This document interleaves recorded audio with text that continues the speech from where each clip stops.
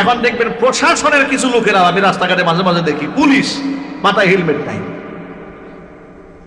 মাথার মধ্যে হেলমেট না উনি চালাচ্ছেন। তা আমার পথচারী কেউ কেউ বলেন, দুষ্টামি করে ভিডিও বানায়, বলে স্যার আপনার মাথায় হেলমেট কই, ভিডিও করে আবার ফেসবুকে ছাড়ে। এগুলো আমরা দেখি যে আপনি আইন শৃঙ্খলা রক্ষাকারী বাহিনী হয়ে আপনি নিজেই বেআইনি কাজ করেন, আবার আমাদের মাথায় হেলমেট না থাকলে আমাদেরকে মামলা দেন, কিন্তু আপনি তো বেআইনি কাজ করছেন। আছে না নাই? আমাদের বাংলাদেশে রাষ্ট্রীয়ভাবে কি ঘুষ গ্রহণ করার কি বৈধতা আছে? একটু জোরে বলেন। ঘুষ বৈধতা তো নাই, বরং আপনি যে দুর্নীতি করছেন, ঘুষ গ্রহণ করছেন, এটা যদি আপনি গ্রহণ করেন রাষ্ট্রীয় দণ্ডবিধি অনুযায়ী আপনি শাস্তির যোগ্য অপরাধী হবেন। এই যে রাষ্ট্রের আইন আছে, কিন্তু এরপরেও কি ঘুষ বন্ধ হয়েছে? না, ঘুষ বন্ধ হয় না।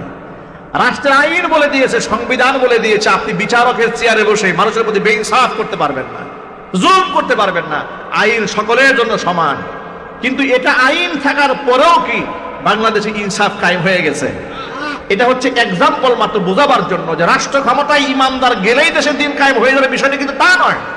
বরং রাষ্ট্র ক্ষমতায় দিনদারেরা গেলে আল্লাহ পাকের আহকামাত গুলো সমাজে বাস্তবায়ন করা খুব সহজ হয়ে যাবে। এবং যেটা আমরা ব্যর্থ হচ্ছে, অনেক ক্ষেত্রে আমাদের বাধা বিঘ্নতা সৃষ্টি হচ্ছে, এই বাধা থাকবে না, মানুষ ব্যাপক হারে ইসলাম বুঝতে সহজ হবে। এই জন্য রাষ্ট্র চেয়ার দখল করার নাম দিন নয়। দিন হচ্ছে আল্লাহ পাকের সমস্ত হুকুম আহকাম মেনে চলা, ব্যক্তি জীবনে, পারিবারিক জীবনে, সামাজিক জীবনে, আন্তর্জাতিক অঙ্গনে, রাজনৈতিক অঙ্গনে, এমনকি জাতীয় সংসদ ভবন থেকে নিয়ে শুরু করে রান্নাঘর পর্যন্ত সকল কিছু আল্লাহর হুকুমে পরিচালনা করার নাম হচ্ছে দিন কায়েম করা। আল্লাহর নবী সাল্লাল্লাহু আলাইহি ওয়াসাল্লাম বলেন, ইন্নামা আনা বুইসতু মুআল্লিমান, পৃথিবীতে আল্লাহ রাব্বুল আলামিন আমাকে শিক্ষক রূপে প্রেরণ করেছেন। বুইসতু, আমাকে প্রেরণ করা হয়েছে মুআল্লিমান, আমি এসেছি শিক্ষক হিসেবে। আরেকটি হাদিসের মধ্যে আল্লাহর নবী বলেন, বুইসতু লিউতাম্মিমা মাকারিমাল আখলাক, চরিত্রের পূর্ণতা পৃথিবীবাসীকে শিক্ষা দেওয়ার জন্য আল্লাহ পাক আমাকে জমিনের মধ্যে প্রেরণ করেছেন। নবী করিম সাল্লাল্লাহু আলাইহি ওয়াসাল্লাম এই গোটা মানব জাহানের শিক্ষক আল্লাহ পাক তাকে বানিয়ে দিয়েছিলেন। জোরে জোরে বলেন সুবহানাল্লাহ। এক নাম্বার কাজ যেটা তিনি করতেন, আল্লাহর পক্ষ থেকে নাজিলকৃত আয়াতগুলো উম্মাহকে তেলাওয়াত করে শোনাতেন। আল্লাহ পাকের আয়াত, নাজিলকৃত আয়াত তেলাওয়াত করে মানুষদেরকে যেভাবে শোনাতেন, মাঝে মাঝে নিজে আবার তেলাওয়াত শুনতেন সাহাবীদের কাছ থেকে। কারণ কোরআন আল্লাহ পাকের কালাম, এটা মানুষের কোনো কথা নয়, এটা দুনিয়ার সাধারণ মানুষের কোনো সংবাদ নয়। কালাম কার?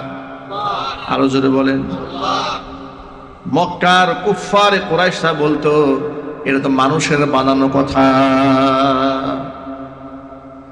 এটা কার কালাম? কার বাণী? আল্লাহ পাকের বাণী। আয়াতগুলো আল্লাহর নবী নিজে তেলাওয়াত করতেন। এত লম্বা সময় আল্লাহ পাকের আয়াত তিনি তেলাওয়াত করেছেন। হাদিস শরীফে এসেছে, মা আয়েশা সিদ্দিকা রাদিয়াল্লাহু তাআলা আনহা বলেছেন, ঘরের মধ্যে নফল নামাজে নবীজি সাল্লাল্লাহু আলাইহি ওয়াসাল্লাম এত লম্বা দাঁড়িয়ে থাকতেন, হাত্তা তাতাফাত্তারা কদামাহু, পা ফুলে যেত।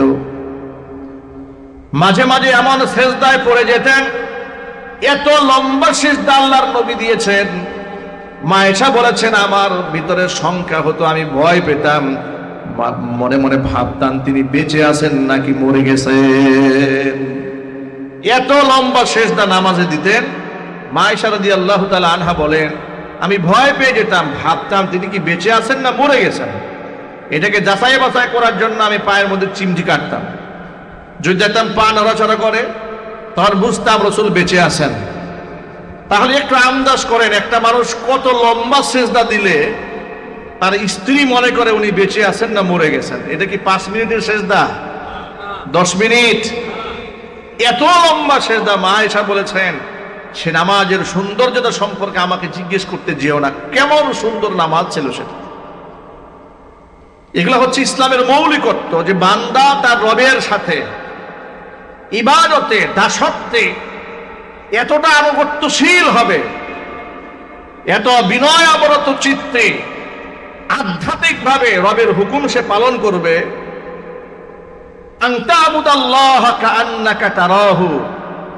যে তুমি এমন ভাবে ইবাদত করছো যেন তুমি তোমার রবকে নিজের চোখ দিয়ে দেখতে পাচ্ছ।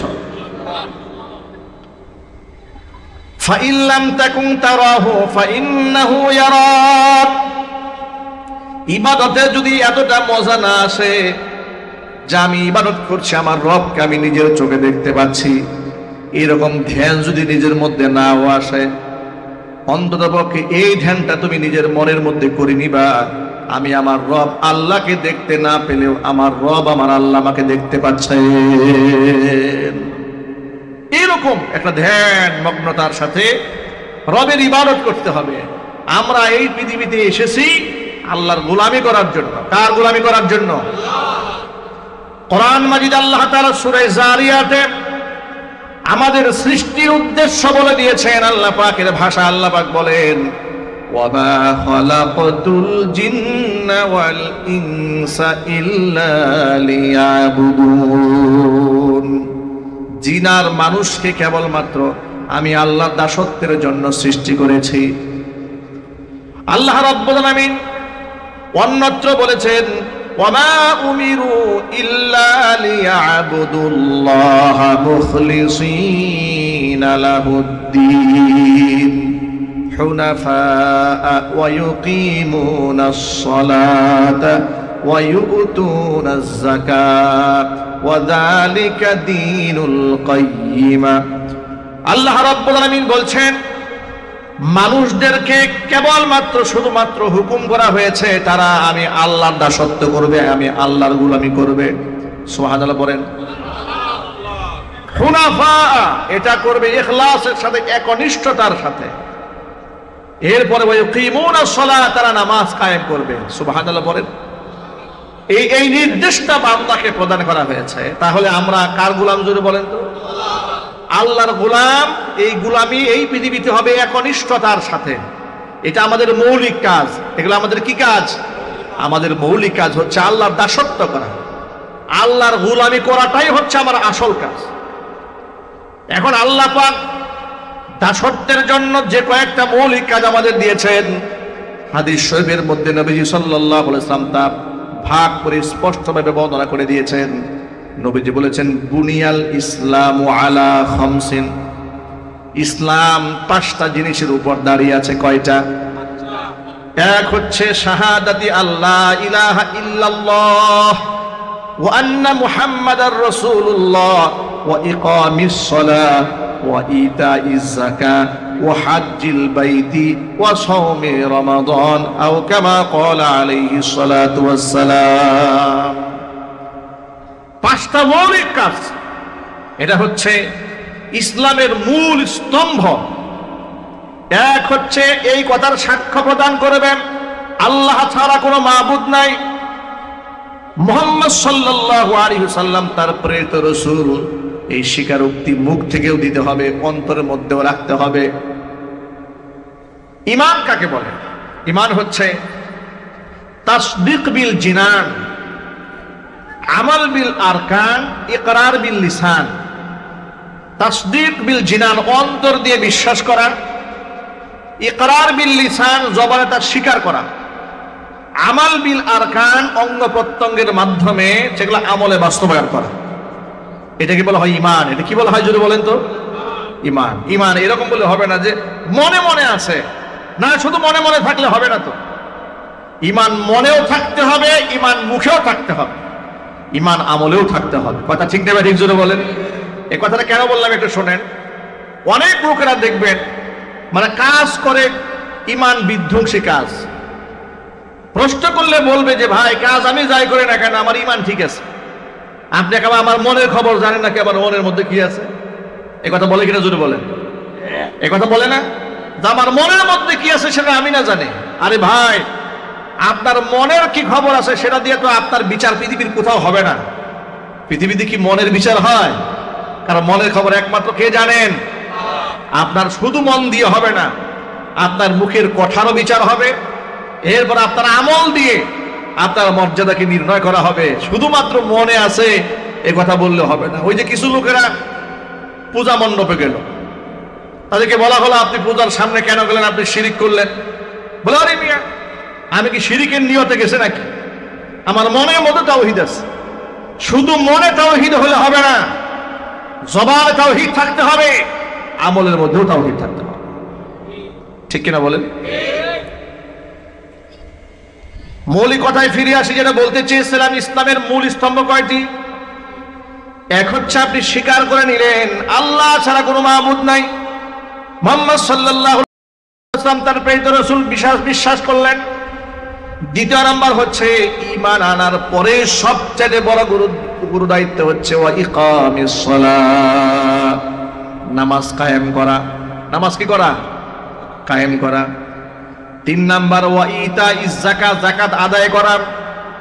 4 নাম্বার ওয়া হজ্জিল বাইতি, বাইতুল্লাহ হজ করা। 5 নম্বর হচ্ছে ওয়া সাওমি রমাদান, রমজান মাসে রোজা রাখা। এগুলো হচ্ছে আমাদের মৌলিক কাজ। এগুলো কি কাজ যদি বলেন তো ভাই? এগুলো মৌলিক কাজ। এরপরে এই মৌলিকত্বগুলো আদায়ের পরে আমাদের আনুষঙ্গিক অনেক কাজ আছে, অনেক ইবাদত আছে। পিতা মাতার সাথে ভালো আচরণ করা, মানুষের সাথে মুআমালা সুন্দর করা, হক হালাল হালাল হারাম বেছে চলা, হালাল রোজগার করা, মানুষের গীবত শিকায়ত না করা, অন্যের ক্ষতি সাধন না করা।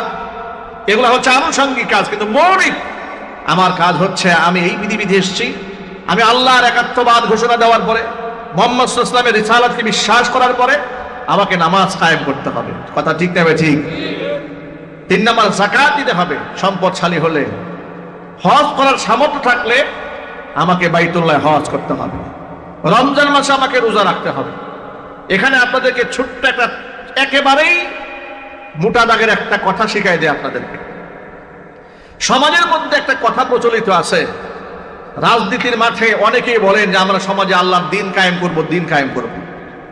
বলে না, আমরা দিন কায়েমের আন্দোলন করছি। দিন কায়েম বলতে কি বোঝায়? ইকামাতুদ দিন।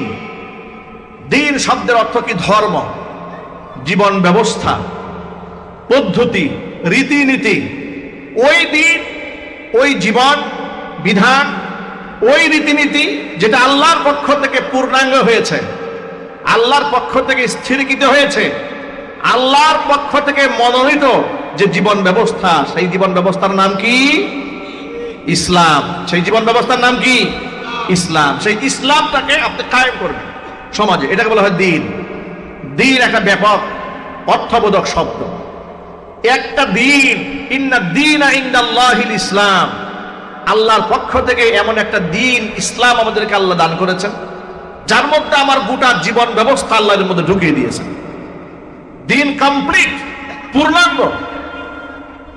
এটা প্রথা সর্বস্ব কিংবা নাম সর্বস্ব কিংবা হাতে গোটা কয়েকটা অনুষ্ঠান সর্বস্ব জীবন ব্যবস্থা নয়। যেমন খুব সহজ ভাষায় বলি, এই গোটা পৃথিবীতে যারা হিন্দু সম্প্রদায়ের লোক আছে, বৌদ্ধ সম্প্রদায়ের লোক আছে, খ্রিস্টান সম্প্রদায় আছে, পাহাড়ি আছে, গারো আছে, সাঁওতাল আছে, আছে না? যদি বলতে পারছে না? তাদের ধর্মের পরিচয়টা কিভাবে পাওয়া যায়? দেখবেন তারা কিন্তু প্রথা সর্বস্ব ধর্ম। মূর্তি বানাবে, সেজদা দিবে, তার কাছে কিছু চাবে, কিছু বানাবে, ভেঙে ফেলবে। হাতের মধ্যে শাখা থাকে, মাথার মধ্যে সিঁদুর থাকে, বোঝা যায় লোকটা হিন্দু মহিলা। আবার ধুতি পরছে, এরপরে গলার মধ্যে আপনার ফিতা পড়ছে, হাতের মধ্যে সুতা পড়ছে ইত্যাদি। দেখে দেখে বোঝা যায় এই লোকটা হিন্দু। ব্রাহ্মণ মাথার মধ্যে টিকলি বেঁধেছে, মাথার চুল সব চেঁচে ফেলেছে। দৃশ্যগুলো দেখে খুব সহজেই বোঝা যায় এই লোকটা হিন্দু মানুষ। কিন্তু প্রথা সর্বস্ব তারা পালন করে। এরপরে একজন বৌদ্ধ, এর পোশাক আশাক, মাথা নেড়া দেখে আপনি বুঝবেন এগুলো হচ্ছে বৌদ্ধ ভিক্ষু। এরপরে এই পৃথিবীর ইহুদি যারা আছে, এদের কিছু চুল কাটিং একটু মাথার মধ্যে দেখলে আপনি বুঝে ফেলবেন এই লোকটা ইহুদি। এইভাবে বিভিন্ন ধর্মের কিছু সিমটম আছে এবং তারা প্রথা সর্বস্ব ধর্ম পালন করে। ইয়াউমুস সাbt, রবিবার দিন তারা গির্জায় যায়। খ্রিস্টানেরা সপ্তাহে একদিন তারা গির্জায় যায়। গির্জায় গিয়ে তাদের দাবি অনুযায়ী ঈসা আলাইহিস সালামের সামনে, যীশু খ্রিস্টের সামনে যা চাওয়ার তা চায়, এরপর এখান থেকে বের হয়ে আসে। এরপরে আসার পরে নিজের জীবন পরিচালনা করার ক্ষেত্রে তাদের ধর্মগ্রন্থ থেকে কোনো মৌলিকত্ব নিয়ে রাষ্ট্র, সমাজ, বিচার, এরপরে যুদ্ধনীতি, বন্দিনীতি, এগুলা কোনো শিক্ষা ধর্মীয়ভাবে নাই। ইসলাম এইরকম প্রথা সর্বস্ব কোনো ধর্মের নাম নয়। ইসলাম এমন একটা ধর্ম যে ধর্ম আমার জীবনের শুরু থেকে মৃত্যু পর্যন্ত প্রত্যেকটা কদমে কদমে, স্টেপে স্টেপে পথ বাতলে দিয়েছে। চিৎকার দেখুন আল্লাহু আকবার। এই জন্য সূরা মাঈদা আল্লাহ বলেছেন, আল ইয়াউমা আকমালতু লাকুম দীনাকুম ওয়া আতমামতু আলাইকুম নি'মাতি ওয়া রাদিতু লাকুমুল ইসলাম দীনা। বিদায় হজের ভাষণ হয়ে গেল। আল্লাহ রাব্বুল আমিন জানাই দিলেন, আজকের এই দিনে আমি তোমাদের জন্য তোমাদের দিনকে পূর্ণাঙ্গ করে দিলাম, আমি আমার নিয়ামতকে পূর্ণাঙ্গ করলাম। ওয়ারাদিতু লাকুমুল ইসলাম দীনা, দিন হিসেবে, ধর্ম হিসেবে, জীবন ব্যবস্থা হিসেবে, পথ নির্দেশিকা হিসেবে ইসলামকে আমি আল্লাহ তাআলা মনোনীত করে নিলাম। এরপরে আপনারা এক বাক্যে জবাব দিয়ে বলেন তো এখন খুশি হয়ে, আল্লাহর কাছে মনোনীত ধর্মের নাম কি? ইসলাম। এরপরে সূরা আলী ইমরানে আল্লাহ তাআলা খুব স্পষ্ট করে, একটু শক্ত ভাষা আরেকটা কথা বলেছেন, ইন্নাদ-দীনা ইনদাল্লাহিল ইসলাম। জীবন ব্যবস্থা কিংবা ধর্ম হিসেবে আমি আল্লাহর কাছে গ্রহণযোগ্য একমাত্র ধর্মের নাম ইসলাম। ইসলামে সব আছে। ইসলামে যেমন নামাজ আছে, রোজা, হজ, যাকাত যেমন আছে, অনুরূপভাবে বিচার ব্যবস্থা আছে, সমাজ প্রথা কিভাবে পরিচালিত হবে সেই ব্যবস্থা আছে, ব্যক্তিগত জীবনের কিছু আমল ইসলাম আমাদেরকে দেখিয়ে দিয়েছে, আবার কিছু আমল দিয়েছে সামাজিক আমল, কিছু আমল আছে রাষ্ট্রীয় আমল। ব্যক্তি আমলটা একটু বুঝাই দেই। যেমন আপনি ওয়াশরুমে ঢুকলেন, বাথরুমে যাবেন, ইসলাম বলে দিয়েছে বাথরুমে যাওয়ার আগে আপনি দোয়া পড়ে যাবেন, আল্লাহুম্মা ইন্নী আউযু বিকা মিনাল খুবুসি ওয়াল খাবাইস। দোয়া পড়ে বাম পা দিয়ে আপনি ঢুকলেন। আবার যখন সেখান থেকে বের হয়ে আসলেন, আপনি আল্লাহ পাকের শুকরিয়া আদায় করবেন, আলহামদুলিল্লাহিল্লাযী আযহাবা আন্নিল আযা ওয়া আফানি। আপনি আল্লাহ পাকের শুকরিয়া আদায় করলেন। এগুলো হচ্ছে ব্যক্তিগত কাজ। মিসওয়াক করলেন, হাদিস শরীফের মধ্যে এসেছে যে ব্যক্তি মিসওয়াক করে নামাজে দাঁড়ায়, আল্লাহ রাব্বুল আলামিন বান্দাকে 70 গুণ সওয়াব বৃদ্ধি করে দেন। জোরে বলেন সুবহানাল্লাহ। ব্যক্তিগত আমল। নামাজ শেষ হয়েছে, আপনি প্রতি নামাজের পরে সূরা সালামটা ফিরাবার পরে আপনি সেখানে সূরা ফাতিহা পড়লেন, আয়াতুল কুরসি আপনি তিলাওয়াত করলেন। হাদিস শরীফের মধ্যে এসেছে যে বান্দা 5 ওয়াক্ত নামাজের পরে নিয়মিত আয়াতুল কুরসি তেলাওয়াত করে, সেই ব্যক্তির মাঝে আর জান্নাতে যাওয়ার মধ্যে দূরত্ব শুধু এতটুকুন থাকে, মৃত্যু। শুধু মৃত্যুটাই তার সামনে বাধা হয়ে দাঁড়িয়ে আছে। এর মানে সে মৃত্যুবরণ করার সাথে সাথে আল্লাহ পাকের জান্নাতের মেহমান হয়ে যাবে। ব্যক্তিগত আমল। নামাজ শেষ হলো, ফরজ নামাজের পরে দোয়া কবুল হওয়ার সময় আপনি বলে, আল্লাহুম্মা আনতাস সালাম ওয়া মিনকাস সালাম তাবারাকতা রব্বানা ইয়া যাল জালালি ওয়াল ইকরাম। দোয়া করলেন, যা মনে চায় সব ব্যক্তিগত আমল। তাহাজ্জুদের নামাজে একাকী দাঁড়িয়ে গেলেন রাতের আধারে, কেউ দেখবে না, নিরবিচ্ছিন্ন ভাবে রবের সামনে চান, এগুলো সব আপনার ব্যক্তিগত আমল।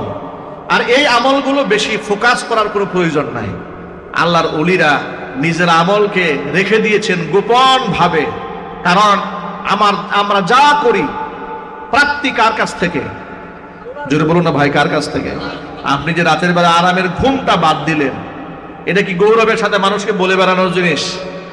আরো জোরে বলেন। যারা নিজের তাহাজ্জুদের কথা রাস্তায় রাস্তায় বলে বেড়ায়, তারা আল্লাহর জন্য তাহাজ্জুদ পড়ে না, তারা মানুষের কাছ থেকে বাহাবা পাওয়ার জন্যই করে। কথা ঠিক না ভাই? ঠিক জোরে বলেন। ওই যে দেখেছেন না স্বৈরাচারের আমলে প্রায় সময় নামাজে বসে, যাই নামাজে বসে হাত তুলে মুনাজাত করতেছে, এই ধরনের ছবি ফেসবুকে দেওয়া হইতো। কথা বলে না কেন? সংসদে জিজ্ঞেস করা হতো, আপনি ঘুম থেকে উঠে কি তালাশ করেন? তিনি বলতেন, আমি ঘুম থেকে উঠে প্রথমে যাই নামাজ তালাশ করি। মানে এগুলো একটা বিষয় ছিল আর কি, মানে মানুষকে জানানো তিনি কি করেন। এরপরে তিনি তাহাজ্জুদের নামাজ পড়েন, কোরআন তেলাওয়াত করেন, ব্যক্তিগত আমল মানুষকে বলে বেড়ান, যাতে করে মানুষ তাকে ধার্মিক মনে করে, আল্লাহওয়ালা মনে করে। একদিক থেকে মানুষের কাছে ধর্মের ধার্মিক সেজে মানুষের কাছে সিম্পিতি হাসিল করার চেষ্টা করত, অন্য দিক থেকে গোপনে এই ধর্মের ধারক এবং বাহক হক্কানি আলেমদের নামে মিথ্যা মামলা দিয়ে জেলখানায় ঢুকাই দিত। এটা হচ্ছে তার ভণ্ডামি। এটা কি তার জন্য বলেন তো ভণ্ডামি? এগুলা সে করত, মানুষকে ধোঁকা দিত, ধোঁকা দিয়ে বোকা বানাতো যে কত ধার্মিক, কত পরহেজগার, কত আল্লাহওয়ালা, প্রায় সময় উমরা করে, হজ করে, তাসবিহ ধারণ করে, মাথায় মধ্যে পট্টি বাঁধে, আবার হিন্দুদের পূজায় গিয়ে মাথার মধ্যে টিকলিও পড়ে। ঠিক না ভাই? কত কিছুই না করেছে, কত কিছুই না করেছে এই আপা, কত কিছু করেছে। কিন্তু মনে রাখবেন, আমি যা করছি একমাত্র আল্লাহর সন্তুষ্টি কল্পে যদি না হয়, তাহলে খাসিরাত দুনিয়া ওয়াল আখিরাত, দুনিয়াও শেষ, আখিরাতও শেষ। হাদিস শরীফের মধ্যে আল্লাহর নবী স্পষ্ট বলে দিয়েছেন, মান তাসাদদাকা ইউরাইন নাস ফাকাদ আশরাকা, মানুষকে দেখানোর জন্য যদি কোনো ব্যক্তি দান করে, সেই ব্যক্তি আল্লাহর সাথে শিরিক করে। ওয়ামান সাল্লা ইউরাইন নাস ফাকাদ আশরাকা, মানুষকে দেখাবার জন্য যদি কোনো বান্দা নামাজ পড়ে, সেই ব্যক্তিও রবের সাথে শিরিক করে। বেনামাজিরা তো জাহান্নামে যাবে, এটা কনফার্ম, কোনো সন্দেহ আছে? বেনামাজির ঠিকানা কোথায়? জাহান্নাম। আমরা কি জাহান্নামী হব? আল্লাহ পাক আমাদের সকলকে নামাজি হিসেবে কবুল করেন। আরো যদি বলেন আমিন। এটা আমাদের মৌলিক কাজ। এটা কি কাজ? মৌলিক কাজ। নামাজ বাদ দেওয়া যাবে না, জিহাদের ময়দানেও নামাজ ছাড়া যাবে না। মানে শত্রু পক্ষের সাথে লড়াই চলছে, ধরেন 10,000 সৈনিক কাফেরদের সাথে লড়াই করছে, এই 10,000-এর মধ্যে হঠাৎ করে নামাজের ওয়াক্ত চলে আসলো, যুদ্ধ চলছে, এই মুহূর্তে 5,000 জামাতে দাঁড়ায় যাবে আর 5,000 লড়াই করবে। সুবহানাল্লাহ পড়েন। নামাজ এত গুরুত্বপূর্ণ ফরজ, এটাই হচ্ছে মূল দিন। এখন সেই দিনের সকল কাজ হবে রবের রেজামন্দি এবং খুশির জন্য। বেনামাজিরা তো জাহান্নামে যাবে কনফার্ম। কোরআন বলে দিয়েছে, মা সালাকাকুম ফি সাকার, সাকার নামক জাহান্নামে কেন এলে? প্রথম জবাব জাহান্নামীরা দিয়ে বলবে, ক্বালু লাম নাকু মিনাল মুসাল্লিন, আমরা নামাজ পড়ি নাই, দুনিয়াতে বেনামাজি ছিলাম, এই জন্য জাহান্নামে এসেছি। আল্লাহ পাক যেন বেনামাজি হওয়ার মতো কপাল পোড়াদের কাতারে আমাদের শামিল না করেন। জোরে কোন আমিন। আমরা 5 ওয়াক্ত নামাজ পড়বো তো ইনশাআল্লাহ। কারা কারা বলবেন হাত তোলেন। আল্লাহ যেন কবুল করেন। জোরে কোন আমিন। ঈমানের পরে এটা প্রথম দায়িত্ব। আবার সেই নামাজও হবে একমাত্র আল্লাহর খুশির জন্য, বান্দাকে দেখানোর জন্য কিচ্ছু করা যাবে না। যদি বান্দাকে দেখায় কি হবে শুনে আল্লাহ পাক সূরা মাউনে বলে দিয়েছেন। আল্লাহ রাব্বুল আমিন বলেন, ফাওয়াইলুল লিল মুসাল্লিন আল্লাযীনা হুম আন সালাতিহিম সাহুন আল্লাযীনা হুম ইউরাউন। জাহান্নাম ওই মুসল্লির জন্য, ফাওয়াইলুল লিল মুসাল্লিন, শুধু বেনামাজিরাই জাহান্নামে যাবে তা নয়, ওই নামাজিও জাহান্নামে যাবে। কোন নামাজি? আল্লাযীনা হুম আন সালাতিহিম সাহুন, যে নামাজি তার নামাজ থেকে উদাসীন এবং গাফেল, নামাজ পড়লে পড়ে, না পড়লে না পড়ে, মানুষকে দেখাবার জন্য পড়ে, কিন্তু আন্তরিকতা নিয়ে নামাজ সে আদায় করে না। আল্লাযীনা হুম ইউরাউন, মানুষকে দেখানোর জন্য নামাজ পড়ে, আছে না নাই? এই সমস্ত নামাজিরাও জাহান্নামে যাবে। সারা বছর নামাজ নাই, রোজা নাই, শুধুমাত্র নির্বাচন আসলে নামাজ পড়ে। সারা বছর আলেমদেরকে মৌলবাদী বলে গালি দেয়, নির্বাচন আসলে মাথার মধ্যে নিজেই টুপি লাগায়, আছে না নাই? এইরকম মানুষ আল্লাহ পাক বলেন, এইরকম নামাজি যারা মানুষকে দেখানোর জন্য নামাজ পড়ে, তারাও জাহান্নামী। আল্লাহ আমাদের হেফাজত করুন। তো নামাজ সহ সমস্ত ইবাদত, ওয়ামা উমিরু ইল্লা লিয়াবুদুল্লাহ মুখলিসিনা লাহুদ্দিন, আমাকে একনিষ্ঠতার সাথে আল্লাহর দাসত্ব করার হুকুম করা হয়েছে। এখানে মানুষের শিরকাতের কোনো সুযোগ নাই, মানুষকে দেখানোর কোনো সুযোগ নাই।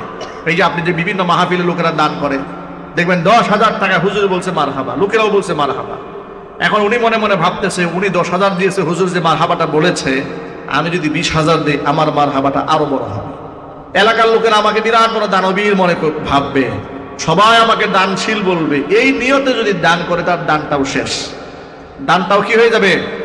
শেষ হয়ে যাবে। এটাও শিরক, এটাও রবের সাথে শিরক হয়ে যাবে।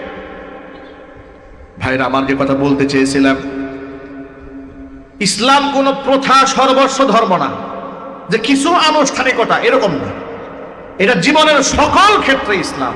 কোন সুবহানাল্লাহ। এই কথাটাই আমার অনেক দিনই মুসলিম ভাইরা বুঝতে চায় না, কারণ দুঃখজনকভাবে সত্য, আমাদের দেশে রাষ্ট্রের অবকাঠামো এমনভাবে তৈরি করা হয়েছে যে ধর্ম এক জিনিস, রাষ্ট্র আলাদা একটা জিনিস। রাষ্ট্রের সাথে ধর্মের কোনো সম্পর্ক নাই, এরকম একটা চিন্তা চেতনা আমাদের মধ্যে আছে অনেকের। কথা বলেন ঠিক কিনা যদি বলেন? কিন্তু এটা কি ঠিক? না, রাষ্ট্র ধর্ম আলাদা জিনিস নয়। ধর্মের নীতিমালা ব্যক্তি জীবনেও আছে, পারিবারিক জীবনেও আছে, সামাজিক অঙ্গনেও আছে। আমি যেমন কয়েকটা ব্যক্তি আমলের উদাহরণ দিলাম, এরপরে সমাজবদ্ধ কিছু আমলের উদাহরণ দিই। যেমন কোনো ব্যক্তি মারা গেল, মারা যাওয়ার পরে আপনি তার জানাজার নামাজে হাজির হবেন, এটা কি ব্যক্তিগত আমল নাকি সামাজিক আমল? আরো জোরে বলেন। এটা হচ্ছে ফরজে কিফায়া। এটা কি? ফরজে কিফায়া। সমাজের কিছু মানুষ দলগতভাবে আদায় করলে আদায় হয়ে যাবে, সমাজবদ্ধ হয়ে কাজটা আপনি করবেন। এরপরে ঈদের নামাজে আপনি হাজির হলেন, এটা সামাজিক, সবাই মিলে সেখানে হাজির হবে। জুমার নামাজে সবাই গিয়ে হাজির হলেন, ফরজ নামাজে সবাই মিলে হাজির হলেন। শুধুমাত্র সুন্নাত, নফল, আওয়াবিন, ইশরা, চাষ, তাহাজ্জুদ এগুলো আপনি একাকী নিরিবিলি রবের সামনে হাজিরা দিলেন। বাকি ফরজ ইবাদত, ফরজ নামাজ জামাতের সাথে মসজিদে গিয়ে আদায় করলাম, সুবহানাল্লাহ। কিন্তু সামাজিক আমল, আবার কিছু কিছু আমল আছে রাষ্ট্রীয় আমল। রাষ্ট্রীয় আমলের বিধিবিধান কোরআনে আছে না ভাই? একটা এক্সাম্পল দিই। দেখুন, এদেশের মধ্যে চোর আছে, ডাকাত আছে, ছিনতাইকারী আছে, খুনি আছে, না এগুলা সরকার জুলাই আগস্টের বিপ্লবে আওয়ামী লীগের পতন হওয়ার পর থেকে দেশের চোর কি সব হাদি সাহেব হয়ে গেছে? ছিনতাইকারী, চান্দাবাজরা সব কি তাহাজ্জুদ গুজারি হয়ে গেছে? চান্দাবাজ দেশে আছে না নাই? আরো জোরে বলুন। রাস্তাঘাটে একটা ফুটপাতে ভ্যান নিয়ে এক বেচারা কিছু কলা নিয়ে বসেছেন, কিছু লেবু নিয়ে বসেছে, মুরগির একটু ডিম নিয়ে বসেছে, সেখানেও 50 টাকা চান্দা দাবি করে বসে আছে চান্দাবাজ। ঠিক কিনা বলেন? আহারে, আপনি এর কাছ থেকে চান্দা খাইলেন, অমুকের কাছ থেকে নিলে 50 টাকা, এর কাছ থেকে 100 টাকা।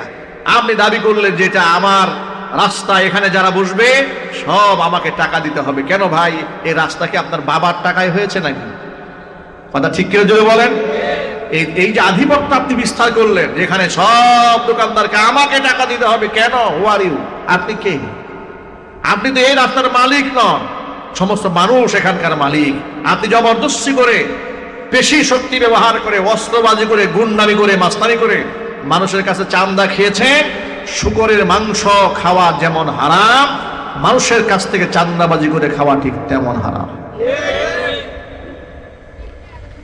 প্রিয় ভাইরা আমার, মূল কথায় ফিরে আসি। যেটা বোঝাতে চেয়েছিলাম সেটা হলো, কিছু আমল আছে ব্যক্তিগত আমল বললাম, কিছু আমল আছে সামাজিক আমল, তারও এক্সাম্পল দিলাম। আবার কিছু কিছু আমল আছে রাষ্ট্রীয় আমল। সেটা কি? সেটা হচ্ছে যেমন দেখেন, নামাজ, এটা আমরা ব্যক্তিগতভাবে আমরা আদায় করি, কায়েম করি, আলহামদুলিল্লাহ। সবাই বলেন আলহামদুলিল্লাহ। নামাজ কায়েমের ব্যাপারে ফুকাহায়ে কেরাম যেটা বলেছেন, নামাজ কায়েম কাকে বলে? নামাজ কায়েমের একটা ব্যাখ্যা হচ্ছে আইয়ুআদ্দুনাহা বিআদাই হুকুকিহা। নামাজ এমন ভাবে আদায় করে, তার হক আদায় করে নামাজ পড়ে, এটা হচ্ছে নামাজ কায়েম করে। এটা একটা ব্যাখ্যা। আরেকটা ব্যাখ্যা হচ্ছে সামাজিকভাবে এটাকে প্রতিষ্ঠিত করা, মানে কোনো মুসলমান ইমানদার বেনামাজি থাকতে পারবে না। যেহেতু নামাজের বিধানটা ফরজ কে করেছেন জোরে বলেন তো ভাই? আল্লাহ যেহেতু বিধান ফরজ করেছেন, কিন্তু রাষ্ট্রীয়ভাবে এটা আমাদের সমাজে কায়েম নাই। ব্যক্তিগতভাবে কায়েম আছে, কিছু কিছু খণ্ড খণ্ড কায়েম আছে, কিন্তু আমভাবে আল্লাহ পাকের নামাজের হুকুম এটা কি সামাজিকভাবে কায়েম আছে? কায়েম নেই। অনুরূপভাবে পর্দার বিধানটা লক্ষ্য করেন, সমস্ত মুসলিম নারীদের জন্য পর্দার বিধানটা আল্লাহ ফরজ করে দিয়েছেন। কে ফরজ করেছেন? আল্লাহ ফরজ করে দিয়েছেন। এখন এটা আমরা ব্যক্তিগতভাবে আমাদের মা, আমাদের বোন, আমাদের স্ত্রীদেরকে আমরা পালন করার চেষ্টা করায়। সামাজিকভাবে কত পার্সেন্ট মা এবং বোনেরা পর্দা করেন, বোরকা পরেন, হিজাব পরেন, নেকাব পরেন? খুবই সীমিত। কথা ঠিক না ভাই? কিন্তু মুসলিম মা বোনদের জন্য এই বিধান তো ঐচ্ছিক নয়, যে আমার মন চাইলে করব, মন চাইলে আমি করব না। এরকম কি ঐচ্ছিক বিধান না ফরজ বিধান? ফরজ বিধান। এখন এই জন্য রাষ্ট্রের দিন কায়েমের প্রয়োজন। রাষ্ট্রের দিন তখন কায়েম হবে যারা এমন দিনদার মানুষ যদি শাসক হয়, যারা নিজেরা আল্লাহর দিন মেনে চলেন, তারা রাষ্ট্রে আইন করে দেবেন। এটা শুধুমাত্র নামাজ না পড়লে পরকালে জবাবদিহিতা হবে তা নয়, দুনিয়ার আদালতেও তাকে জবাবদিহিতা করতে হবে, যেহেতু রাষ্ট্রে খেলাফত কায়েম হয়ে গেছে। এই জন্য রাষ্ট্রে যদি খেলাফত কায়েম না হয়, তাহলে পরিপূর্ণ ইসলামের যে সৌন্দর্যতা, এর যে সুবাতাস, এর যে নির্মল আবহাওয়া, এবং ইসলাম প্রতিষ্ঠিত হলে এর যে সুখকর জিন্দেগি, এটা মুসলিম সমাজে ততক্ষণ পর্যন্ত পরিপূর্ণ একটা মুসলমান পাবে না যখন রাষ্ট্রীয়ভাবে ইসলামের সমস্ত হাকামাত বাস্তবায়ন করা না হবে। কথা ঠিক কিনা জোরে বলেন? আমি আমার মৃত্যু পর্যন্ত যদি ওয়াজ করি, রাষ্ট্র থেকে সুদ বন্ধ করতে পারবো না। আমি সারা জিন্দেগি ওয়াজ করে রাষ্ট্র থেকে ঘুষও বন্ধ করতে পারবো না। জেনা ব্যভিচার ওয়াজ করে বন্ধ করা যাবে না, ফ্রি মিক্সিং এগুলা বন্ধ করা যাবে না। কিন্তু আমি যদি রাষ্ট্রীয় আইন করে দেই, তাহলে সেখানে আমি বলবো না রাষ্ট্রীয় আইন করলে 100% ইসলাম কায়েম হয়ে যাবে। বরং রাষ্ট্র এটা হচ্ছে ইসলাম কায়েম করার জন্য আল্লাহ পাকের এই সমস্ত বিধিবিধানগুলো সমাজে কায়েম করার জন্য বিরাট একটা সহায়ক, বিরাট সহায়ক মাধ্যম। ঠিক কিনা যদি বলেন? এখানে একটা ভুল বোঝাবুঝি আছে, মিস আন্ডারস্ট্যান্ডিং আছে। সেটা হলো এই, অনেক লোকেরা মনে করে শুধু রাষ্ট্র ক্ষমতার মানেই হচ্ছে দিন কায়েম করা। আমি কথা বুঝতে পারিনি মনে হয়, আরেকবার বলছি। অনেক ভাইরা মনে করেন যে ক্ষমতার চেয়ার দখল করলেই দিন কায়েম হয়ে গেল। না, এটার নাম দিন কায়েম নয়, এটার নাম তো দিন নয়। চেয়ার দখল তো দিন নয়, প্রেসিডেন্ট হওয়া তো দিন নয়। বরং ইমানদার ব্যক্তি প্রেসিডেন্ট হলে, এমপি হলে, মন্ত্রী হলে, শাসক হলে সমাজে আল্লাহর দিন কায়েম করা সহজ হয়ে যাবে। কথা ঠিক না? ঠিক জোরে বলেন। যেমন সমাজে নামাজ কায়েম নাই, পুরা সামগ্রিকভাবে এটা কায়েম করা সহজ হয়ে যাবে। রাষ্ট্র ক্ষমতায় গেলে, রাষ্ট্র আইন করলেই সেটা বাস্তবায়ন হয়ে যায়, বিষয়টি কিন্তু তা নয়। খুব সহজে আপনারা একটু বুঝেন, দেশের রাষ্ট্রীয় কিছু আইন কানুন আছে না নাই? জোরে বলেন। বাইক চালাতে হবে, মাথার মধ্যে হেলমেট রাখতে হবে, রাষ্ট্রের আইন আছে না ভাই? একটু জোরে বলেন। এখন দেখবেন প্রশাসনের কিছু লোকেরা, আমি রাস্তাঘাটে মাঝে মাঝে দেখি, পুলিশ মাথায় হেলমেট নাই, মাথার মধ্যে হেলমেট না উনি চালাচ্ছেন।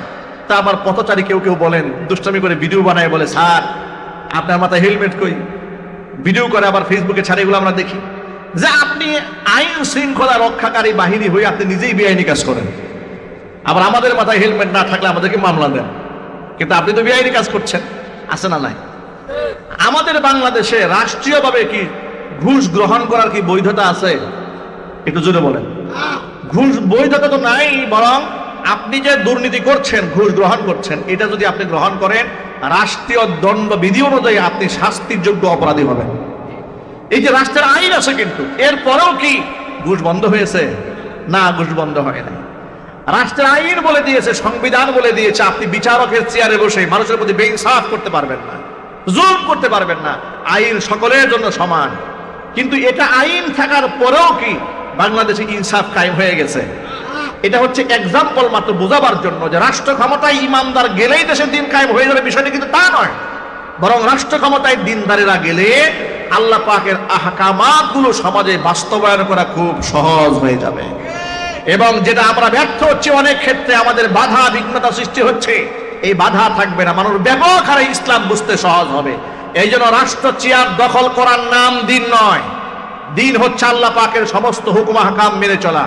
ব্যক্তি জীবনে, পারিবারিক জীবনে, সামাজিক জীবনে, আন্তর্জাতিক অঙ্গনে, রাজনৈতিক অঙ্গনে, এমনকি জাতীয় সংসদ ভবন থেকে নিয়ে শুরু করে রান্নাঘর পর্যন্ত সকল কিছু আল্লাহর হুকুমে পরিচালনা করার নাম হচ্ছে দিন কায়েম করা। কথা বুঝতে পেরেছি? সুতরাং ওই অপব্যাখ্যা যেন কেউ আপনাদেরকে বোঝাতে না পারে যে ভাই আসেন দিন কায়েম করি, দিন কায়েম করি, দিন কায়েম করি, আর দিন কায়েম করতে গিয়ে চলেন একটু পূজা করি, দিন কায়েম করতে গিয়ে চলেন একটু আমরা নামাজ ছেড়ে একটু আন্দোলন করি, দিন কায়েম করতে গিয়ে আসেন একটু মহিলাদের সাথে বসে একটু আড্ডা দেই।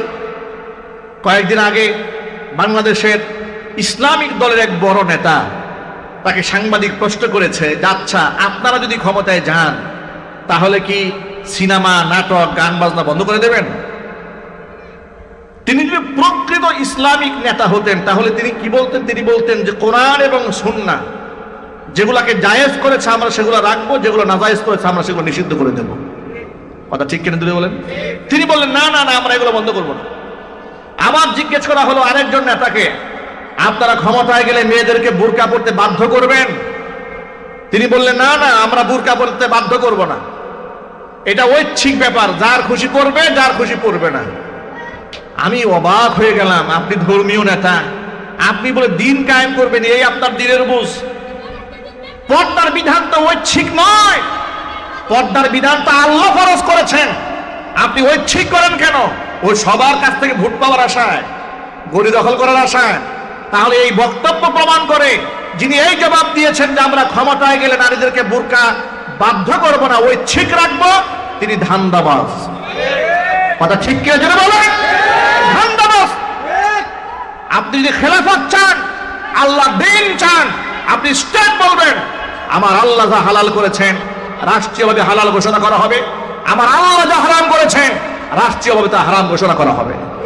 পর্দা পুশিদা মুসলিম মেয়েদের জন্য অবশ্যই বাধ্যতামূলক করতে হবে। কথা ঠিক কিনা জোরে বলেন? এটা রাষ্ট্রের ফরজ আইন, এটা আমার কথা নয়। কোরআন মাজিদ থেকে একটুখানি শোনায় আপনাদের কি আল্লাহ পাক বলছেন, আল্লাযীনা ইম্মাক্কান্নাহুম ফিল আরদি আকামুস সালাতা ওয়া আতাবুজ যাকাতা ওয়া আমারু বিল মারুফি ওয়া নাহাউ আনিল মুনকার। ইমানদারদেরকে যদি আমি ক্ষমতার মসনদে বসায় দেই, তারা চারটা মৌলিক কাজ করবে। কয়টা যদি বলেন? এক নাম্বার আকামুস সালাহ, এই সমাজের মধ্যে তারা নামাজ কায়েম করবে। দুই নাম্বার আতাবুজ যাকাত, তারা যাকাত আদায় করবে। তিন নাম্বার আমারু বিল মারুফ, মানুষদেরকে সৎ কাজের আদেশ দিবে। চার নাম্বার অসৎ কাজ থেকে মানুষদেরকে নিষেধ করবে। তাহলে মুসলিম মেয়েদের পর্দা ছাড়া চলা, এটা কি সৎ কাজ না অসৎ কাজ? আরো জোরে বলেন। তা আল্লাহ তো বলছেন ইমানদারেরা ক্ষমতায় গেলে এখানে অসৎ কাজ থেকে বাধা দিবে, আর আপনি বলে যে না আমরা কোনো বিধি নিষেধ দেব না। তাহলে তো আপনি ইকামতের দিনের মানায় বুঝেন নাই, আপনি ইকামতের দিনের ব্যাখ্যাটাই বুঝেন না, যে আল্লাহ পাক যে দিন দিয়েছেন সে কোন দিন। সমস্ত ইসলাম যা হালাল করেছে রাষ্ট্রীয়ভাবে হালাল ঘোষণা করা হবে, ইসলাম যা হারাম করেছে রাষ্ট্রীয়ভাবে তা হারাম এবং নিষিদ্ধ ঘোষণা করতে হবে। যেমন আমাদের দেশে দুঃখজনক বাস্তবতা লক্ষ্য করেন, 90 থেকে 92% মুসলিম অধ্যুষিত এই দেশে রাষ্ট্রীয়ভাবে মদের লাইসেন্স দেওয়া আছে। নাউজুবিল্লাহ পড়েন। অথচ এই মদ আল্লাহ 1000 বছর আগে হারাম ঘোষণা করে দিয়েছেন, অথচ রাষ্ট্র তাদেরকে জায়েজ বানিয়ে দিয়েছে। বিভিন্ন যুক্তিতর্ক এখানে স্থাপন করা হয়েছে। আমার বক্তব্য ক্লিয়ার, খেলাফত কায়েম হয়ে যাবে। মদ যেটা 1000 বছর আগে আল্লাহ রাব্বুল আলামিন কোরআন নাজিল করে, আয়াত নাজিল করে নিষিদ্ধ করেছেন, এবার সেটা সাংবিধানিকভাবে আইন করে রাষ্ট্রীয়ভাবে নিষিদ্ধ করা আইন করতে হবে। এটা হলো খেলাফত। এটাই হচ্ছে খিলাফত আলা মিনহাজিন নবুওয়াহ, নবী করিম সাল্লাল্লাহু আলাইহি সাল্লামের রাষ্ট্র পরিচালনার আদলে রাষ্ট্র পরিচালনা করা। এখন আপনি বলবেন যে অমুসলিমরা আছে, হিন্দুরা আছে, বৌদ্ধরা আছে, খ্রিস্টানরা আছে, ওদের কাছ থেকে নিষিদ্ধ নয়। সেই ক্ষেত্রে বিধান কি? সেই ক্ষেত্রে বিধান হচ্ছে তারা শুধুমাত্র রাষ্ট্রের আইন মানতে বাধ্য, কিন্তু ধর্মীয় আইন মানতে বাধ্য নয়। কথা বুঝতে পেরেছেন? রাষ্ট্রীয় আইন মানতে বাধ্য, কিন্তু তারা আমাদের ধর্মীয় আইন মানতে বাধ্য নয়। সুতরাং অমুসলিমরা যদি বোরকাহীন ভাবে চলে এটা তার ব্যক্তিগত ব্যাপার, কিন্তু রাষ্ট্র যদি খেলাফত কায়েম হয়ে যায় তখন রাষ্ট্র তার নিজস্ব নিরাপত্তা বিষয়কে কেন্দ্র করে যদি জাতীয় কোনো ইউনিফর্ম ঘোষণা করে, অবশ্যই সেই ইউনিফর্ম তাকে ধারণ করতে হবে। তিনি তার ধর্ম পালন করবে, ইসলাম সেখানে বাধা দেবে না। কিন্তু ধর্মীয় অনুশাসনে তাকে বাধা না দিলেও রাষ্ট্রীয় আইন মানতে অবশ্যই তিনি বাধ্য। কথা ঠিক নেবে? ঠিক যদি বলেন। আচ্ছা, আপনাদেরকে একটু এক্সাম্পল দিয়ে বলি। গত স্বৈরাচারীর আমলে একটা বিষয় আপনারা দেখেছেন, লক্ষ্য করেছেন, প্রত্যেকটা সরকারি অফিসে যিনি অফিসার বসে থাকেন তারা মাথার উপরে বঙ্গবন্ধুর ছবি, শেখ হাসিনার ছবি আইন করে বসিয়ে দেওয়া হয়েছে। কথা ঠিক নেবে ঠিক? আমি আমার হৃদয়ে রক্তক্ষরণ হয়েছে। বিভিন্ন বড় বড় কামিল মাদ্রাসায় আমি তাফসীর মাহফিলে দাওয়াত গ্রহণ করেছি, বড় বড় আলিম মাদ্রাসায়, দাখিল মাদ্রাসায় গিয়েছি। আমি দেখেছি আলিম মানুষ, প্রিন্সিপাল বসে আছেন, মুফতি মুহাদ্দিস, মাথার উপরে ছবি ঝুলতেছে, হারাম। অথচ আল্লাহর নবী সাল্লাল্লাহু আলাইহি ওয়াসাল্লাম বলেছেন, যে ঘরের মধ্যে ছবি থাকে এবং কুর থাকে, ওই ঘরের মধ্যে আল্লাহ পাকের রহমতের ফেরেশতা প্রবেশ করে না। কিয়ামতের দিন সবচাইতে ভয়ঙ্কর শাস্তির সম্মুখীন হবে ওই ব্যক্তি, আল মুসাব্বিরুন, যেই ব্যক্তি অপ্রয়োজনীয় ছবি তুলেছে, ছবি বানিয়েছে, ছবি অঙ্কন করেছে, যারা ছবি অঙ্কিত করেছে। কিয়ামতের মাঠে আল্লাহ পাক তাদেরকে বলবেন, তার মধ্যে রূহ ফুঁকে দাও, আত্মা ঢুকাইয়া দাও। সে কি পারবে? চিৎকার দিয়ে বলেন পারবে? কিন্তু এই যে নিষিদ্ধ এবং হারাম কাজটি রাষ্ট্র আইন করে বাধ্যতামূলক আলেমের মাথার মধ্যে ঝুলিয়ে রেখেছে। রাষ্ট্রীয় আইন করার কারণে তারা মানতে বাধ্য হয়েছে। সুতরাং অমুসলিমদের জন্য বিধান হচ্ছে, রাষ্ট্রের কিছু নীতিমালা আছে। যেমন আপনি রাস্তায় যখন চলেন, এর রাইট সাইড আছে, রং সাইড আছে। এখানে কে হিন্দু, কে বৌদ্ধ, কে খ্রিস্টান দেখা দরকার নেই। এমন না আমি মুসলমান, আমি ডান পাশে চলবো, উনি হিন্দু, উনি বাম পাশে চলবে, বিষয়টা কি এরকম? এরপরে রাষ্ট্রীয় আইন আছে, সিগন্যাল, রেড সিগন্যাল জ্বলেছে, গাড়ি এখন থেমে যাবে। এরপরে গ্রিন সিগন্যাল জ্বলেছে, গাড়ি এখন চলবে। এগুলো রাষ্ট্রীয় আইন, এগুলো ধর্মীয় অনুশাসন নয়। এই যে আমাদের সমাজের নেতারা আমাদেরকে বুঝান যে সুন্দর রাস্তা হবে, ড্রেনেজ ব্যবস্থা হবে, এরপরে আপনার পানির ব্যবস্থা হবে, নিরবিচ্ছিন্ন বিদ্যুতের ব্যবস্থা হবে, আমাদেরকে শুধু এই সমস্ত আশ্বস্ত করে তো লাভ নাই। আমরা রাষ্ট্রের শুধুমাত্র রাস্তাঘাটের উন্নয়ন চাই না, আমরা ইমানের উন্নয়ন চাই। কারণ এই ধরনের উন্নয়ন তো ইউরোপে আছে, আমেরিকায় আছে, জাপানে আছে, কানাডায় আছে, ব্রিটেনে আছে, চায়নাতে আছে, রাশিয়াতে আছে। তো তারা কি পেয়েছে? শুধুমাত্র জাগতিক অফার করলে হবে না যে আপনার রাস্তা সুন্দর হবে, ড্রেনেজ ব্যবস্থা সুন্দর হবে, নাগরিক সুবিধা পাবেন। অবশ্যই আপনাদের কাছ থেকে, আপনারা যারা লিডার, নেতা, তাদের কাছ থেকে এগুলো তো আমাদের প্রাপ্য, এগুলো আমাদের হক। কিন্তু এর থেকে আমাদের বড় হক হচ্ছে আমাদের ইমানের গ্যারান্টি দিতে হবে। ইমানের ব্যাপারে আমাদেরকে অবশ্যই নিরবিচ্ছিন্নভাবে আমাদের ধর্মীয় স্বাধীনতা দিতে হবে, আর ইমানের ব্যাপারে আমাদের নিশ্চয়তা দিতে হবে। এমন আইন করে ফেলবেন আমার ইমানটাই বরবাদ হয়ে যাচ্ছে, এরকম আইন নাই দেশে? আরো যদি বলেন। ছোট্ট করে এক্সাম্পল দিয়ে বলি কেমন কুফরি আইন বাংলাদেশে আছে। একটা মেয়ের 18 বছর হয় নাই, কিন্তু 17 বছর হয়েছে, বিবাহের উপযুক্ত হয়েছে, 16 বছর হয়েছে, বিবাহের উপযুক্ত হয়েছে, শরীর স্বাস্থ্য অবকাঠামো বড় হয়েছে, আছে না ভাই? গ্রোথ ভালো, দেখতে শুনতে ভালো, মাশাআল্লাহ বিবাহের উপযুক্ত হয়েছে। বাবা মা নিয়ত করলো আমার মেয়েটাই সমাজের এত ফেতনা হচ্ছে, বিয়ে দিয়ে দিই। কিন্তু রাষ্ট্রীয় আইনে বাধা আছে, না, বিবাহ দেওয়া যাবে না, বিবাহ দেওয়া যাবে না। 18 বছর পূর্ণ হওয়ার আগ পর্যন্ত বিবাহ দেওয়া যাবে না। ছেলে এই মুহূর্তে 21 বছর হয় নাই, 20 বছর হয়েছে, কিন্তু এখন যদি বিবাহ না দেওয়া হয় তার চারিত্রিক অবস্থা খারাপ হয়ে যাবে। বাবা মা সিদ্ধান্ত নিলে তাকে বিবাহ করা দরকার, খুব দরকার, কিন্তু রাষ্ট্র বলেছে না, হবে না। 21 বছর পূর্ণাঙ্গ হওয়ার আগ পর্যন্ত আপনি বিবাহ দিতে পারবেন না। তাহলে ইসলাম এই ব্যাপারে কি বলেছে শোনেন। কষ্ট হচ্ছে আপনাদের? নবী করিম সাল্লাল্লাহু আলাইহি ওয়াসাল্লাম বলেছেন, সালাতুন লা তুআখিরহা, 3টা কাজে বিলম্ব করা যাবে না। 1 নাম্বার as-salatu idha anat, নামাজের ওয়াক্ত হয়ে গেলে বিলম্ব করতে পারবেন না। 2 নাম্বার ওয়াল জানাজাতু ইদা হাদারাত, জানাজা হাজির হয়ে গেলে বিলম্ব করা যাবে না।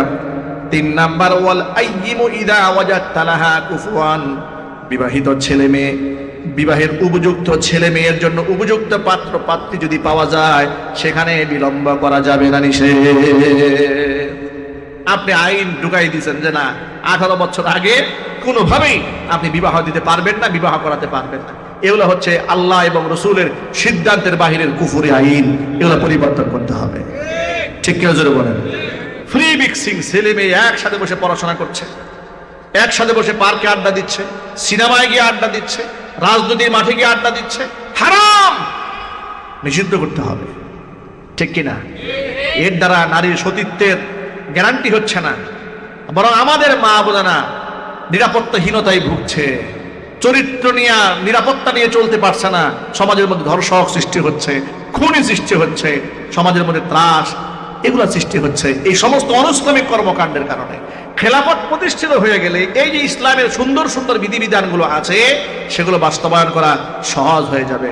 খুব ছোট্ট করে একটা এক্সাম্পল দিয়ে বলি, গোটা ওয়ার্ল্ডে, গোটা পৃথিবীতে একেবারে খিলাফত আলা মিনহাজিন নবুওয়া, নবী সাল্লাল্লাহু আলাইহি ওয়াসাল্লামের আদলে, হুজুরের আদর্শে গোটা পৃথিবীতে 100% শরিয়াত তো কোথাও নাই, কিন্তু মোটামুটি অনেকটা কাছাকাছি 80 থেকে 90% বলা চলে বর্তমানে আফগানিস্তানে খেলাফত চলছে। সুবহানাল্লাহ বলেন। আফগানিস্তান তারা 100% পারে নাই। 100% কি করে পারবি ভাই? দীর্ঘদিন আমেরিকার লালিত পালিত কুকুররা রাষ্ট্র চালিয়েছে, সেখানে আইনের অনেক ফাঁকফোকর আছে। তো হঠাৎ করে তো আপনি 2-4 বছরেই এগুলো শেষ করতে পারবেন, কিন্তু তারা অনেকটা সাকসেস হয়েছে। সেখানে নারী পুরুষের অবাধ মেলামেশা রাষ্ট্রীয়ভাবে নিষিদ্ধ করে দেওয়া হয়েছে। আল্লাহু আকবার বলেন। বুরকা ছাড়া মেয়েরা রাস্তায় ঘুরতে পারবে না, আইন করে নিষিদ্ধ করে দেওয়া হয়েছে। সুবহানাল্লাহ বলেন। পার্কে গিয়ে বুড়ু প্লাগ করবেন, আইন করে নিষিদ্ধ করে দেওয়া হয়েছে। পুরুষরা মুখে দাড়ি কামায় ফেলবে, রাষ্ট্রীয়ভাবে নিষিদ্ধ করে দেওয়া হয়েছে। টাকনুর নিচে কাপড় পরবেন, রাষ্ট্রীয়ভাবে নিষিদ্ধ করে দেওয়া হয়েছে। এমনকি আপনি মদ বিক্রি করবেন, মদ খাবেন, রাষ্ট্রীয়ভাবে নিষিদ্ধ করে দেওয়া হয়েছে। জেনা ব্যভিচার করলে, বিবাহিত হলে মৃত্যুদণ্ড রাষ্ট্রীয় আইন করা হয়েছে। অবিবাহিত হলে 80টা দুর্গা মারা, 17টা দুর্গা মারা বিধান কার্যকর করছে। আলহামদুলিল্লাহ বলেন। এগুলা করে যে নিরাপত্তা তারা হাসিল করেছে, ছোট্ট একটা এক্সাম্পল দিই। কয়েকদিন আগে আফগানিস্তান থেকে মাওলানা মুত্তাকি, রাষ্ট্রের আফগানিস্তানের পররাষ্ট্র মন্ত্রী, তিনি এসেছেন। আসার পরে তিনি সংবাদ সম্মেলনে বললেন, দেখুন আমাদের দেশের এমপি এবং মন্ত্রীরা যারা বর্তমানে রাষ্ট্র চালাচ্ছেন সংখ্যা মাত্র 30 জন। সুবহানাল্লাহ বলেন। কতজন সংখ্যা? আর রাষ্ট্রের দৈর্ঘ্য প্রস্থ প্রায় 6 লক্ষ বর্গ মাইলের উপরে। আমাদের বাংলাদেশেও 1.5 লক্ষ বর্গ নয়, ওটা 6 লাখ বর্গ মাইলের উপরে রাষ্ট্র। এর মানে হচ্ছে বাংলাদেশের কতগুলোর উপরে? প্রায় 5-7টা 10টার সমান একটা রাষ্ট্র। এত বড় স্টেট পরিচালনা করছে মাত্র 30 জন। এই 30 জনের মধ্যে প্রায় 28 জন মুফতি এবং মুহাদ্দিস। তিনি বলছেন যে আমাদের দেশের মন্ত্রী এবং এমপিরা যখন তারা সরকারি অফিসে যাচ্ছে তখন তাদের সামনে গাড়ির কোনো বহর নাই, সামনেও গাড়ির বহর নাই, পেছনেও নাই। এমনকি অনেক মন্ত্রীরা রিক্সা চালিয়ে, সাইকেল চালিয়ে তারা মন্ত্রণালয়ে যাচ্ছে। আল্লাহু আকবার বলেন। কেউ বাইসাইকেল চালাচ্ছে, কেউ মোটর সাইকেল চালাচ্ছে, মোটর সাইকেল চালিয়ে মন্ত্রণালয়ে যাচ্ছে। আল্লাহু আকবার। তারা ইসলামকে ধারণ করেছে অন্তরে। আল্লাহ নবী সাল্লাল্লাহু আলাইহি ওয়াসাল্লামের খেলাফতের আদলে চেষ্টা করছেন রাষ্ট্রকে পরিচালনা করার জন্য। আল্লাহ পাক বারাকা দান করেছেন। গোটা পৃথিবী যাদেরকে সন্ত্রাস বলেছে, পৃথিবীর পরাশক্তি রাষ্ট্রগুলো মাথা নত করে তাদেরকে স্বাধীন রাষ্ট্রের স্বীকৃতি দিতে বাধ্য হয়েছে। আল্লাহু আকবার বলেন। আমেরিকা হেরেছে, 20 বছর লড়াই করেছে। যে ভারত সারা জীবন তাদেরকে আতঙ্কবাদ বলেছে, মৌলবাদ বলেছে, জঙ্গিবাদ বলেছে, টেররিস্ট বলেছে, টেররিজম বলেছে, এদের ব্যাপারে যে সেই রাষ্ট্রের মধ্যে টেররিজম আছে, সন্ত্রাসবাদ আছে, তারা তাদেরকে রাষ্ট্রীয় মেহমান হিসেবে দাওয়াত দিয়েছে। এমনকি ভারতের মধ্যে হিন্দুত্ববাদী সরকার পর্যন্ত এই মাওলানা মুত্তাকিকে গায়ের মধ্যে সম্মানের চাদর পরিয়ে দিতে বাধ্য হয়েছে। আপনি যদি তাকওয়ার পথে থাকেন, রাস্তা আল্লাহ খুলে দিবে। সম্মান দেওয়ার মালিককে ভাই, আরো চিৎকার দিয়ে বলুন, সম্মান দেওয়ার মালিককে। সুতরাং আমি এখান থেকে যা বুঝাতে চাইলাম সেটা হলো এই, যে আপনি যদি এই সমাজে আল্লাহ পাকের বিধান পরিচালনা করেন, আপনার জন্য সাহায্যকারী হিসেবে আল্লাহ যথেষ্ট হয়ে যাবে। ভয়ের কোনো কারণ নাই। এই জন্য আমাদের দেশে যারা দ্বীন কায়েমের আন্দোলন করেন তাদের সমীপে আমার কয়েকটা রিকোয়েস্ট। আপনাকে অতি সুশীল হওয়ার কোনো দরকার নাই। আপনি যা বলবেন দ্বীন কায়েমের ব্যাপারে খোলাসা কথা বলেন। আপনাকে যদি প্রশ্ন করা হয় আপনি ক্ষমতায় গেলে কি করবেন, আপনি ডিরেক্ট বলবেন আল্লাহর বিধান অনুযায়ী রাষ্ট্র পরিচালনা করবেন। কথা বলেন, জোরে বলেন, ঠিক কিনা বলেন? এক কথায় শেষ। আপনি যদি বলা হয় আপনি তো ইসলাম চান, বলে হ্যাঁ ইসলামের রাজনীতি করেন, হ্যাঁ করি, আপনি ক্ষমতায় গেলে কি করবেন? আপনি বলবেন আল্লাহ যে বিধান দিয়েছেন সে কোরআন এবং সুন্নাহ অনুযায়ী রাষ্ট্র পরিচালনা করব। এতে করে ওই যে কে খুশি হবে কে নাখুশ হবে, যে ভারত কি নারাজ হয়ে গেল কিনা, আমেরিকা কি আবার নারাজ হয়ে গেল কিনা, আমি কি আবার ক্ষমতা দখল করতে পারবো কিনা, এই ভয়ে কাঁপতে কাঁপতে বললেন যে অসুবিধা নাই, কিছু মহিলা বোরকা পড়ুক আর না পড়ুক আমরা কিছু বলবো না। হে এরপরে সিনেমা এগুলো বন্ধ টন্ধ করবো না, চলুক অসুবিধা নাই। মানে আল্লাহ খুশি থাকুক শয়তানও খুশি থাকুক নাকি। এই মধ্যম পন্থা যারা অবলম্বন করবে, চালাকি যারা করবে, অতি চালাকি, এগুলো ভণ্ড। কথা জোরে বলতে হবে, ঠিক কিনা বলেন? অতি চালাকের কোনো সুযোগ নাই। আপনি যেহেতু খেলাফত চান, ইসলাম চান, এক কথায় বলবেন আল্লাহ যা হালাল বলেছেন রাষ্ট্রটা রাষ্ট্রীয় আইন করে হালাল ঘোষণা করবে, আর আল্লাহ যা হারাম করেছেন রাষ্ট্র আইন করে তা নিষিদ্ধ করে দেবে। আমরা আল্লাহর আইনের বাইরে চলবো না, যেহেতু আমরা দিন কায়েমের স্বপ্ন দেখি। আমরা কি আল্লাহ দিন কায়েম হোক এই জমিনে, এটা আমরা চাই না? একটু জোরে আওয়াজে বলুন চাই না? কারা কারা চান হাত দেখান, আল্লাহকে দেখান। আল্লাহ যেন কবুল করে, জোরে কোন আমিন। আরো চিৎকার দেখুন আমিন। হাত নামান। দিন কায়েমের আন্দোলনে শামিল আছেন এই দেশের সমস্ত উলামায়ে কেরাম, মুফতি, মুহাদ্দিস, তাবলীগের সাথী, শিক্ষক, সাধারণ মুসলমান, সমস্ত মুসলমানরা এই দেশে দিন কায়েমের কর্মী তারা সকলেই। কারণ নামাজ, রোজা, হজ, যাকাত, সাদাকা, দান, খায়রাত, এরপরে সত্যবাদীরা, সুদ হারাম, ঘুষ হারাম, এই তালিম মসজিদে ইমাম সাহেব মিম্বার থেকে দিচ্ছে, মুহাদ্দিস সাহেব ক্লাসের রুম থেকে দিচ্ছে, দাওয়াতের তাবলীগের ব্যক্তি তার দাওয়াতে গিয়ে বলছে। এ মানে দিন প্রতিষ্ঠার জন্য এই বাংলাদেশে কম বেশি সকল মুসলমানের ভূমিকা আছে, ঠিক কিনা? আল্লাহ রাব্বুল আলামিন যেন আমাদের সকলকে দিন কায়েমের নগণ্য কর্মী হিসেবে কবুল করেন, জোরে কোন আমিন। ব্যক্তি জীবনের দিন কায়েম যেভাবে করেছি, আমরা যেন সামাজিকভাবে দিন কায়েম করতে পারি, রাষ্ট্রীয়ভাবে করতে পারি, আন্তর্জাতিক অঙ্গনে আল্লাহ পাকের বিধিবিধান যেন বাস্তবায়ন করতে পারি, সেই তৌফিক আল্লাহ রাব্বুল আলামিন আমাদের সকলকে দান করুন, আমিন। ওয়া আখিরু দাওয়ানা আনিল হামদুলিল্লাহি রাব্বিল আলামিন।